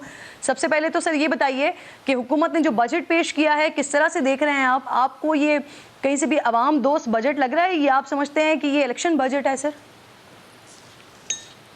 बिस्मिल्लाहिर्रहमानिर्रहीम। देखिए, मैं इसको इलेक्शन बजट नहीं कहूँगा टू एन एक्सटेंट। इनके पास, देखिए, हुकूमत के पास ऑप्शन क्या था? ऑप्शन कुछ भी नहीं था। इस बजट को जितना वो मेरा ख्याल से बेहतर कर सकते थे उन्होंने किया है। उसकी वजह रियलिटी को फेस करें। अनस्टेबिलिटी जो है मुल्क में अभी तक है। जब तक स्टेबिलिटी नहीं आएगी तो आप मुझे बताएं, एक हालत यही होगी। हम बात करते हैं बांग्लादेश की, हम बात कर रहे हैं श्रीलंका की, जो कंपेयर अभी आप कर रही थी किरण, आप ये देखें ना वहाँ पे देखें स्टेबिलिटी। इंडिया में गवर्नमेंट बड़ी स्टेबल गवर्नमेंट है, इलेक्शंस भी हो चुके हैं, ठीक है ना। बांग्लादेश में भी स्टेबल गवर्नमेंट। हमारे यहाँ जो मेन इशू है वो अनस्टेबिलिटी है। लोगों को यही नहीं पता कौन सी हुकूमत आएगी और क्या होगा, कोई कुछ होगा। तो जब तक हम स्टेबिलिटी नहीं लेके आएंगे, चाहे हम कुछ साल 2 साल के लिए कोई टेक्नोक्रेट गवर्नमेंट लेके आए या हम फौरी तौर पे इलेक्शन करा के और जल्द से जल्द जो है कोई भी जो गवर्नमेंट जीतती है उसको हैंड ओवर करे। उसकी वजह ये है कि अगर हम इलेक्शन को मज़ीद प्रोलॉन्ग करेंगे तो हालात यही होगी। आप ये देखें ना, हम उस बजट का 50% तो जैसे हमने कहा हमें इंटरेस्ट देना है। आप ये देखें ना, एक तो इंटरेस्ट जो देना है और दूसरी चीज़ जो अभी मेरे भाई कह रहे थे, बिल्कुल सही कह रहे हैं कि टैक्सेस रिकवरी कहाँ है। देखिए उन लोगों पे, देखिए टैक्स के ऊपर हमको बड़े स्ट्रिक्ट और जिसको बोलते हैं आयरन हैंड लेना चाहिए। जो लोगों के पास 14 करोड़ की, 10 करोड़ 12 करोड़ की लैंड क्रूजर है और वो 1 रुपया टैक्स नहीं देते, करोड़ रुपए के घर हैं वो 1 रुपया टैक्स नहीं दे रहे, उनको कोई पूछने वाला नहीं है। हम सर ये जो आपने कहा ना कि इलेक्शन की तरफ, जी महमूद साहब, ये जो आपने दो ऑप्शंस दिए ना, उसमें आपने एक जो इलेक्शन की तरफ जल्द से जल्द जाने का कहा, तो अभी वजीर खजाना साहब थोड़ी देर पहले समा के साथ ही थे सर, वो कह रहे थे कि अर्ली इलेक्शंस का तो कोई तस्वुर ही नहीं है, वो जो एक प्रॉपर प्रोसेस है, यानी 12-13 को गवर्नमेंट का इख्तिताम होगा और उसके बाद वो जो 64 to 90 डेज हैं वो पूरा करने के बाद फिर इलेक्शंस होंगे, तो हमें ये पूरा साल तो गुजारना ही पड़ेगा, फिर वो अक्टूबर नवंबर में जाके इलेक्शंस होंगे। सर मैं आती हूँ दोबारा आपकी तरफ, क्योंकि उन्होंने जिम्मेदार पिछली हुकूमत को, इस बार भी पिछली हुकूमत को कहा है और उस हुकूमत में आप थे सर, तो मैं आपका कमेंट ज़रूर लूँगी इस पर, लेकिन उससे पहले खुर्रम साहब, सर कोई ऑप्शन इसके अलावा, इस बजट के अलावा कोई बेहतर ऑप्शंस हो सकते थे?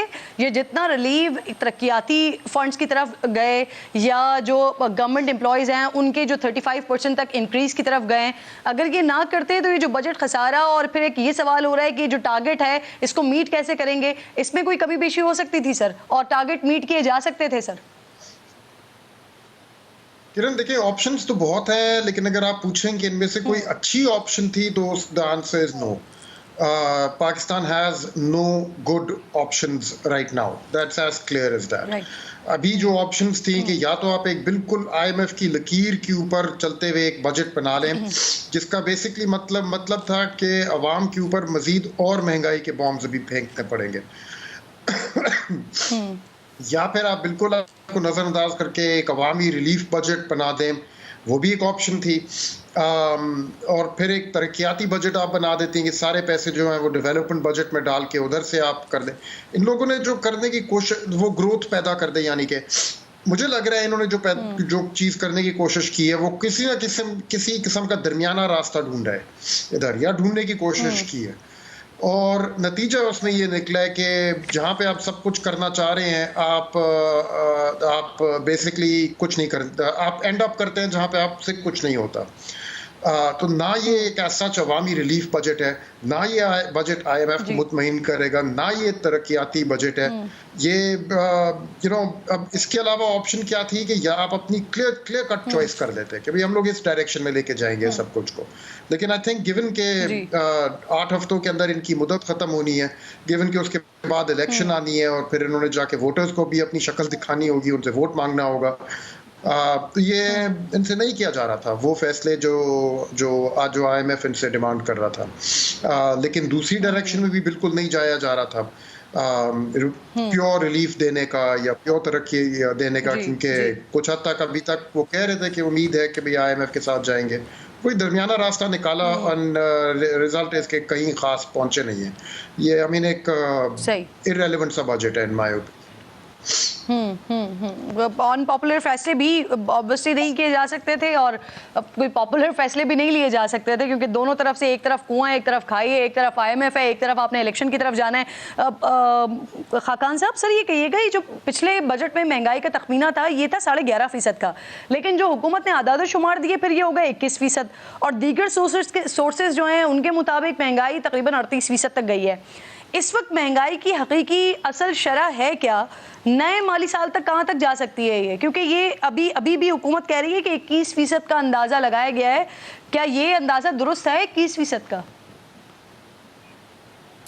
अब हुकूमत ये कह रही है कि 21% तो FY24 यानी कि जो आने वाला मालियाती साल है उसमें आपको ये महंगाई होगी। इससे जो पिछला साल है वो सही कह रही हैं आप, एस्टिमेट्स 11-12% पे शुरू किए थे, बट उसके बाद चूँकि IMF का प्रोग्राम नहीं हुआ, डॉलर्स की कमी हुई, सप्लाई शॉर्टफॉल्स हुई, फ्लड्स का एक बहुत बड़ा आंसर है, फिर एक कमोडिटी सुपर साइकिल दुनिया में आया, पाकिस्तान की मईशत सुकड़ना शुरू हुई बिकॉज आप IMF में नहीं थे तो आपके पास गुंजाइश नहीं थी, लार्ज स्केल सुखड़ी।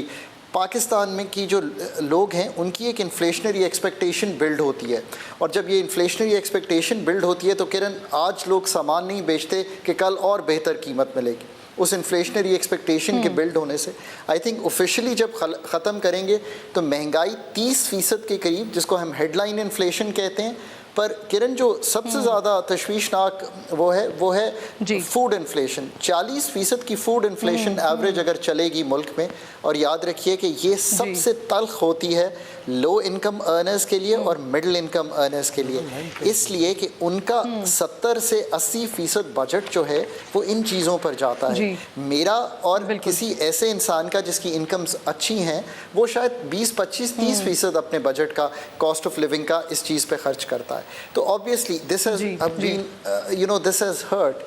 अब अगला साल का जो महंगाई का जो तयन है ना, देखें वो क्लियरली इस चीज़ से होगा।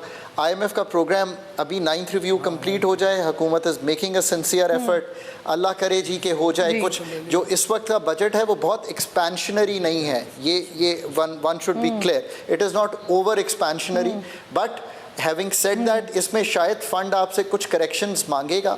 अगर आप वो करेक्शंस कर लेते हैं और फंड का 9th रिव्यू किसी तरह कंप्लीट कर लेते हैं तो आप राइड आउट कर जाएंगे, अगले 3 माह आपको इतनी फंडिंग अवेलेबल होगी। फिर एक IMF का नया प्रोग्राम, आप दोनों फिर देखते हैं कि रुपी कहाँ इनफैक्ट आपसे सेटल पहले करता है। भी जो एक्सपर्ट्स मौजूद थे, आप सबकी राय IMF के हवाले से बड़ी मुख्तलिफ है और यहाँ पर हुकूमत कह रही है कि जी उनके साथ नंबर्स शेयर किए गए हैं। अब उसके बाद अब ये दोबारा 9th रिव्यू भी होना है और फिर उसके बाद हुकूमत बहुत ज़्यादा होपफुल है कि अब हम IMF प्रोग्राम में फाइनली चले जाएंगे। लेकिन क्या इस बजट के साथ अब IMF कोई एतराज़ नहीं उठाएगा? ये सवाल मैंने आप लोगों से करना है, लेकिन उससे पहले महमूद साहब ज़रा ये पिछली हुकूमत के ऊपर डाला जा रहा है सारा मलबा कि अभी भी जो हम बजट खसारे में हैं या इतना मुश्किल हमें फ़ैसले लेने पड़े हैं वो सारी की सारी पिछली हुकूमत की कारस्तानी है। और सर फिर उस कारस्तानी में या उस हुकूमत में आप भी शामिल थे, तो आप इस पर कोई कमेंट करना चाहेंगे? बदकिस्मती से देखें, ये हमारे हर हुकूमत की आदत हो गई है कि वो पिछले हुकूमत के ऊपर सारा मलबा डालें। उस देखें ना, ये चीज़ें कि हमको ये देखना है कि देखें इस वक्त हमें करना क्या है। हम जो है मलबा पिछली हुकूमत पे डालें, पिछली हुकूमत उससे पिछली पे डालें। आप ये देखें सालों साल हो क्या रहा है, तो चीज़ों को, रियलिटी को फेस करें कि अगर क्राइसिस आई है और ये चीज़ हुआ है तो एडमिट करना चाहिए कि सब ये चीज़ें हैं, हमारे पास इससे बेहतर कोई ऑप्शन नहीं है। जैसे मैंने कहा, मैं ये नहीं कह रहा हूँ कि इनके पास कोई और बेहतर ऑप्शन था। इस वक्त क्राइसिस है और क्राइसिस में जो है इन्होंने ये बजट दिया है और मैं कहूँगा कि वक्त के तकाजे को देखते हुए फिर भी बहुत बेहतर बजट है।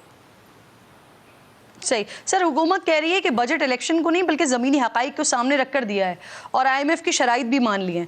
आज वज़ीर आज़म भी कह रहे थे कि उन्हें उम्मीद है कि जल्द नवा जायज़ा मुकम्मल हो जाएगा। आपको लगता है कि ये ज़मीनी हक़ाइक़ से मुताबिकत रखते हुए बजट बनाया गया और इसके ज़रिए IMF के साथ जो एक डेडलॉक है वो डेडलॉक ख़त्म हो जाएगा और फाइनली हम प्रोग्राम में चले जाएंगे? देखिए, मैं बिल्कुल देखिए यहाँ पर मैं इनसे एग्री करता हूँ कि हक़ाइक़ को मद्देनज़र रखते हुए और हालात को मद्देनज़र रखते हुए बिल्कुल सही कह रहे हैं कि इसके अलावा ऑप्शन क्या था इनके पास। देखिए, अगर क्राइसिस आ गई है और ये हालात हो गए हैं तो this was the best option. देखिए, हम सिर्फ क्रिटिसिज्म करें कि तनकीद बढ़ाए, तनकीद करते रहेंगे तो आज मुल्क इसी हालत में आ गया ना। हमें ये देखना पड़ेगा हकीकत में कि चाहे कोई भी हुकूमत होती, ये हालात को देखते हुए इसके अलावा क्या करती। और ये जो इन्होंने किया, ये जो मैं कहूँगा बहुत बेहतर किया है हालात को मद्देनज़र रखते हुए। हाँ, कुछ चीज़ों के ऊपर देखें मेरा इत्तेफाक नहीं होगा, मैं बिल्कुल इत्तेफाक नहीं करूँगा, जैसे कि बहुत सारी चीज़ें, मगर मैं सिर्फ़ और सिर्फ क्रिटिसाइज़ करूँ कि क्योंकि ये इन्होंने बजट दिया है और हम पहले बेहतर थे। नहीं जी, इस वक्त हमको ये देखना चाहिए, हम सबको ये देखना चाहिए कि रियलिटी को फेस करें कि हमें अगर इस वक्त इस हालात में किसी को भी बिठा देंगे तो इससे बेहतर बजट नहीं दे सकते। हालात को मद्देनज़र रखते हुए, अगर हालात चेंज होंगे तो बजट चेंज होगा। ये हम कहें कि नहीं जी हम देखें ना, जो भी कहते हैं कि हम होते हैं बेहतर है, तो मैं कहूँगा वो प्रपोजल देते हैं कि नहीं जी हम होते तो इसको ही करते। हालात को मद्देनज़र रखते हुए देखें ना, अगर हालात अच्छे हों फिर मैं दूसरी किस्म की बात करूँ, that's a total different issue. बिल्कुल ठीक सर, साथ ही मौजूद रहिएगा। वज़ीर ख़जाना अभी थोड़ी देर पहले अगर IMF के साथ प्रोग्राम नहीं फाइनलाइज होता तो फिर प्लान बी भी मौजूद है। बहरहाल वो कोशिश कर रहे हैं कि IMF के साथ अब मामलात फाइनली हो जाएं। हालांकि इससे पहले इसहाक डार साहब ये भी कह चुके हैं कि अगर IMF नहीं आता तो आई डोंट केयर। खाकान साहब, आपसे पूछूंगी वापस आके कि अगर ऐसा होता है, गॉड फॉरबिड, तो फिर हमारे पास दूसरा क्या ऑप्शन होगा। लेकिन पहले एक ब्रेक लीजिए, ब्रेक के बाद वापस आते हैं। वेलकम बैक वंस अगेन जी। खाकान अजीब साहब, वज़ीर ख़जाना बहुत होपफुल हैं कि जो सारे इक़दामात हो चुके हैं, अब जब 9th रिव्यू में हम फाइनली हम जा रहे हैं तो उसके बाद IMF के प्रोग्राम में चले जाएंगे, लेकिन साथ साथ वो ये भी कह रहे हैं कि अगर नहीं जाते तो फिर उनके पास प्लान बी मौजूद है। क्या प्लान बी हो सकता है मुमकिन तौर पर? पहले तो कमेंट कर दूं कि एक चीज़ ज़रूर की है बजट में, 370 अरब के करीब, यानी कि 0.4% ऑफ GDP प्राइमरी बैलेंस जो है वो पॉजिटिव है। इससे मेरा मतलब यह है कि प्राइमरी सरप्लस है। ये IMF की एक बहुत बड़ी कंडीशनैलिटी है किरण साहिबा। इसका सिंपली मतलब यह है कि जब इंटरेस्ट पेमेंट हो जाए तो जो आपके बाकी चीज़ें हैं वो नेगेटिव ना हो। सो ये एक उनकी कंडीशनैलिटी है जिसको पूरा किया गया है टू मूव टू देम। बाकी दो तीन कंडीशनैलिटीज़ अभी भी रहती हैं। मेरा ख्याल है 6 अरब डॉलर के ज़खायर हम नहीं उनके मुताबिक फाइनेंसिंग अरेंज कर पाए, वो करना है। रुपए को कुछ हमने ईजियर होने दिया है, मार्केट मूवमेंट होने दी है। अब अगर IMF and I have been saying this for 14 months, IMF को बिल्कुल ना छोड़िए, आपको तकलीफ़ होगी। तकलीफ़ ये देख लीजिए कि आज 3.9 अरब डॉलर के ज़खायर पे खड़े हैं। 14 अरब डॉलर ब्लीड किया है पिछले 15-16 माह में।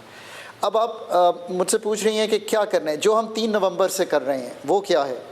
हमने इंपोर्ट्स पे कदगन लगाई हुई है ताकि हमारे जो ज़र मुबादला के ज़खायर हैं उस पर बोझ जो है वो पड़ा हुआ तो है, बट वो इतना ना बढ़ जाए कि हम कोई टेक्निकल डिफ़ॉल्ट या कोई ऐसी पोजीशन में आ जाएं कि हम कोई पेमेंट ना कर सकें। दूसरी चीज़, हम ड्रिफ्ट कर रहे हैं। कैसे? चाइना को कुछ पैसे वापस गए थे, वो वापस आ गए हैं। इसी तरह कुछ दोस्त ममालिक, कुछ मल्टीलैटरल्स की थोड़ी बहुत ही फंडिंग, कुछ कमर्शियल अगर वापस चले जाएं तो कमर्शियल फाइनेंसिंग भी ज़्यादा चाइना की ही वापस आई है। इसी तरह ड्रिफ्ट करते रहेंगे। आई डोंट थिंक कि ड्रिफ्ट करते करते पहले क्वार्टर के एंड के बाद हालात शायद बहुत आएंगे, और स्पेशली बिकॉज उस पर इंटरिम गवर्नमेंट होगी और उनके लिए they would have to go to a friendly country to ask for money, because फिर फंड का प्रोग्राम जो है अक्टूबर तक चला जाएगा। अगर फंड के पैसे आ जाते हैं तो 1 अरब डॉलर फंड का आ जाए, 2-2.5-3 अरब फ्रेंडली कंट्रीज़ का आ जाए, कुछ programme financing, project financing world bank वगैरह की आ जाए, तो Pakistan will be in a more comfortable position to sail through till we get to another fund programme. ये हैं हालात। एक कमेंट मैं करना चाहता हूँ, बिकॉज यू नो उम्मीद पे तो पाकिस्तान को रखना है। वो ये है कि गवर्नमेंट ने कुछ सेक्टर्स को रिकग्नाइज किया है। I think they recognise the right sectors. ITES अगर उन्होंने वाकई, मैंने डिटेल नहीं पढ़ी, जो IT के हमारे यूथ ने कहा वो सारी बातें मान ली हैं, बहुत अच्छी बात है। एग्रीकल्चर को इम्पटस देने की कोशिश की है away from manufacturing, again a very good thing. Seeds, financing, हर तरह की चीज़ की है। कुछ यूथ के लिए प्रोग्राम्स हैं, चलें कुछ डॉलर उनको सहारा हो जाए। खाकान साहब, डॉलर के बारे में भी जरा कह दीजिएगा प्लीज। डॉलर के एक्चुअल रेट के बारे में इसहाक डार साहब कह रहे हैं कि ये अभी भी कम है, 240 से 50 तक है। तो अगर हुकूमत के इल्म में ये बात है तो इसको अभी तक हम, क्योंकि मार्केट में तो 300 और आसपास ही मिल रहा है, तो एक्चुअल प्राइस बेसिकली है क्या? और अगर हुकूमत को ये मालूम है तो अभी तक पिछले 13-14 महीने में इसको बेहतर करने के लिए ये एक्चुअल प्राइस पे किया क्यों नहीं? किरण, आई नो कि यू नो पाकिस्तान में दो बड़े पैशनेट लव्स हैं। एक हमारी मोहब्बत है PIA के साथ, तो हम उस फ्लैगशिप कैरियर को छोड़ना नहीं चाहते, चाहे वो बहुत बड़ा नुकसान कर रही हो। और दूसरा हमारा you know we have a passionate love to defend our currency. देखें, ये जो करेंसी है ना, इसकी कोई भी वैल्यू हो, असल बात क्या है? असल बात करेंसी रिफ्लेक्ट करती है आपके मुल्क की पैदावारी सलाहियत कंपेयर टू अमेरिका या वियतनाम या Bangladesh. That is what determines the strength of your currency. आपकी पैदावारी सलाहियत हर चीज़ में बहुत कमज़ोर है। आप दुनिया को कुछ बेच ही नहीं पाते, आप क्या 25-26 अरब डॉलर की एक्सपोर्ट करेंगे? सो ये तो है। अगर आपने वाकई आप चाहते हैं स्ट्रॉन्गर करेंसी, आप एक स्ट्रॉन्गर पाकिस्तान सर, मुझे मुख्तसरन सिर्फ बता दें डॉलर की एक्चुअल प्राइस। मैंने महमूद साहब से बात करनी आगे। हाँ जी, मुझे मुख्तसरन अगर बता सकें डॉलर की actual price. In the short run अगर हमारे पास इनफ्लोज हो जाते हैं IMF के, तो जो इस वक्त स्टोर ऑफ वैल्यू बना हुआ है, इस वक्त इन्वेस्टमेंट साइकिल का मेन हिस्सा बना हुआ है डॉलर होल्डिंग, वो टूट जाएगी। एक्सपोर्टर्स भी अपनी जो रसीट्स हैं उनको कैश कर लेंगे, इंपोर्टर्स का भी बोझ कम हो जाएगा। तो आपकी ये जो इस वक्त की सूरत हाल है कि वन वे मूवमेंट हो रही है, ये टू वे मूवमेंट हो जाएगी और रुपए पे जो प्रेशर है वो टूट जाएगा। So it entirely depends how we go with the IMF।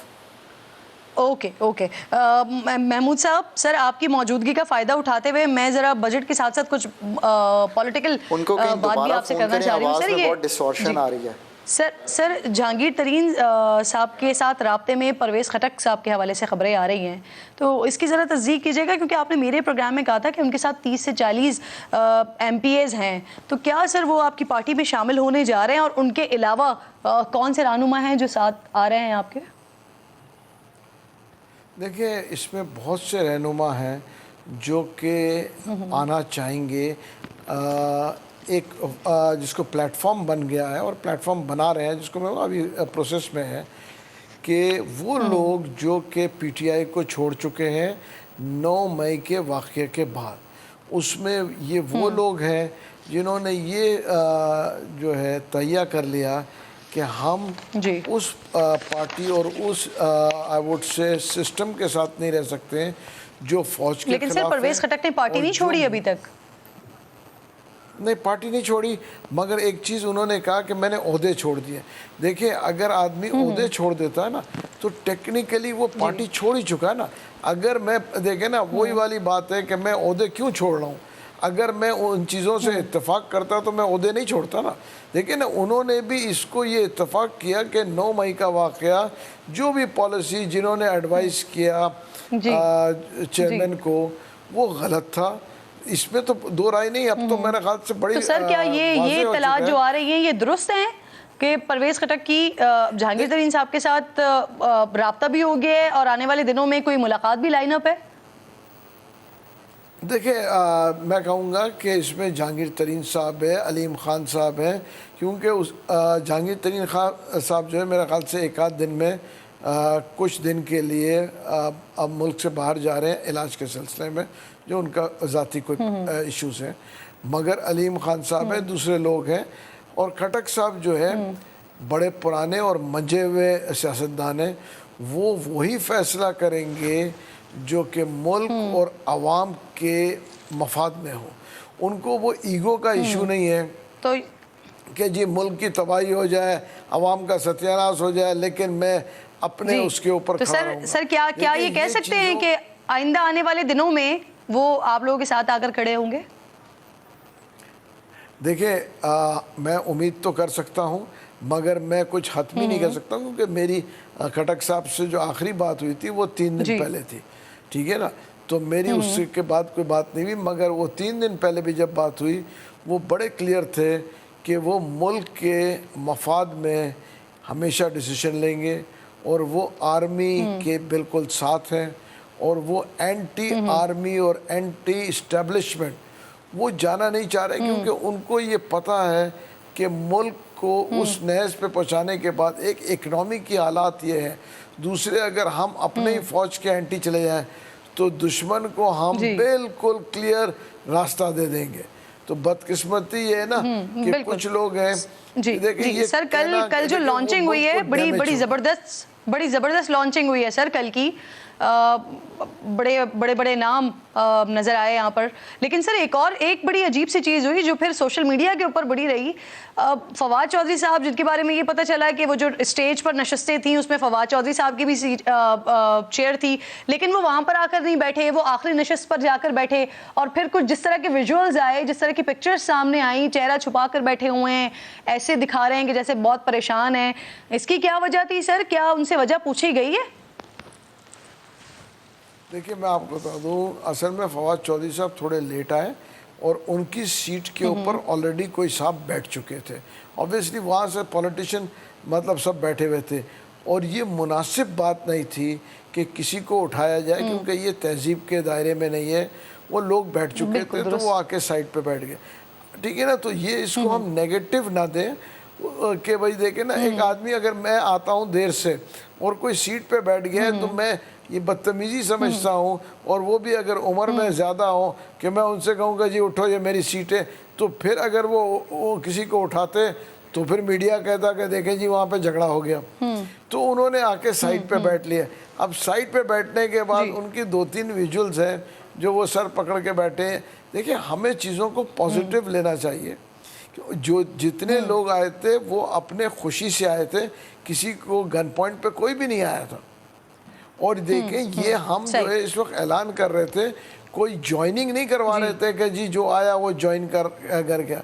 ये एक सारे मुत्तफिक थे, ये वो लोग थे 63 लोग जो कि MPs MNAs थे, जो कि PTI के ही थे, ठीक है ना, और जो पार्टी को छोड़ चुके हैं, ये वो लोग आए थे। सही, और इसमें बिल्कुल ठीक है। बहुत बहुत शुक्रिया महमूद मौलवी साहब, साथ बहुत बहुत शुक्रिया आपका सर, प्रोग्राम में साथ मौजूद थे। इसके साथ साथ खाकान नजीब साहब एक्सपर्ट ओपिनियन दे रहे थे आज के बजट के हवाले से। आप दोनों मेहमानों का बेहद शुक्रिया। एक छोटा सा ब्रेक ले रही हूँ, ब्रेक के बाद वापस आऊँगी तो आज एक बहुत प्यारी शख्सियत जिनको इस दुनिया से गए 1 साल हो चुका है, डॉक्टर आमिर लियाकत हुसैन, उनकी कुछ यादें, उनकी कुछ बातें करेंगे। एक बार फिर आपको खुशामदीद कहती हूँ। आज उस आवाज़ को खामोश हुए पूरा 1 साल गुजर गया है, जिसका इंतज़ार लोग घंटों घंटों करते थे। वो हंसता तो चेहरों पर मुस्कुराहटें बिखर जाती थी। वो अल्लाह रब्बुल जलाल की सना बयान करता तो देखने और सुनने वालों पर रिक़्क़त तारी हो जाती थी। वो बारगाह रिसालत में नजराना अक़ीदत पेश करता तो लाखों दिल मिदहते रसूल में डूब जाते थे। वो दुआ के लिए हाथ उठाता था तो उसके साथ लाखों लोग हाथ उठाते थे। वो रोता था तो लाखों सिस्कियाँ उसकी आवाज़ में शामिल हो जाती थी। वो इस्लाम की तारीख़ बयान करता था तो साहिब इल्म भी उससे इस्तिफ़ादा करते थे। वो असेंबली में बोलता था तो हर तरफ खामोशी हो जाती थी। सियासतदान था, टीवी मेज़बान था, सहाफ़ी था, एंकर था, कॉलम निगार था, शायर था। उसने जिस भी शोबे में कदम रखा, कामयाबी ने उसके कदम चूमे। उसने अपने शो में जिस चीज़ की बुनियाद डाली, फिर वो रिवायत बन गई। जिसने उसको कॉपी किया वो हीरो बन गया। आज मरहूम आमिर लियाकत हुसैन की पहली बरसी है। उनकी मौत की गुत्थी अब तक सुलझ नहीं सकी है। वो 1 साल पहले अपने घर में पुरअसरार हालत में पाए गए थे। घर के मुलाजमीन ने उन्हें अस्पताल मुंतकिल किया था, लेकिन उनकी जान नहीं बचाई जा सकी थी।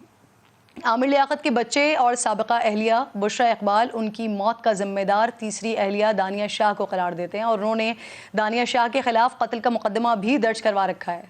लेकिन अब तक उस केस का कोई फैसला ही नहीं हो सका है। FIA ने इब्तिदा में दानिया शाह को गिरफ्तार भी किया था, लेकिन बाद में अदालत की जानिब से ज़मानत मिलने पर रिहा भी कर दिया था। आज आमिर लियाकत की साबिका अहलिया बुशरा इकबाल ने भी अपने ट्वीट में कुछ इसी शिकवे का इजहार किया और लिखा है कि आमिर लियाकत को इंसाफ दिलवाने तक कोशिश उनकी जारी रहेगी। किसी की इज्जत और जान से खेल जाना इतना आसान नहीं है। अल्लाह की पकड़ बड़ी सख्त है। कैसे एक हंसता बोलता इंसान इस दुनिया की बेहिसी की नज़र हो गया। आमिर लियाकत को 562 मुस्लिम शख्सियात में शमूलियत का एजाज़ हासिल है। वो 2002 MQM और 2018 में PTI के टिकट पर कौमी असम्बली के रुकन बने। उन्होंने गुज़िश्ता बरस तहरीक अदम एतमाद के वक्त PTI से अपनी राहें जुदा कर ली थी। आज अल्लाह रब्बुल जलाल से दुआ है कि वो आमिर लियाकत की ख़ताओं से दरगुजर फरमाए, गुनाहों को माफ़ फरमाए, कब्र को जन्नत के बागों में से एक बनाए। आमिर लियाकत के लिए और उनकी फैमिली के लिए बहुत सारी दुआएं। वक्त ख़त्म हो गया है। इंशाअल्लाह नाज़रीन से मुलाकात। अपना और अपने मुल्क का ख़ास ख्याल रखिए। अल्लाह निगहबान।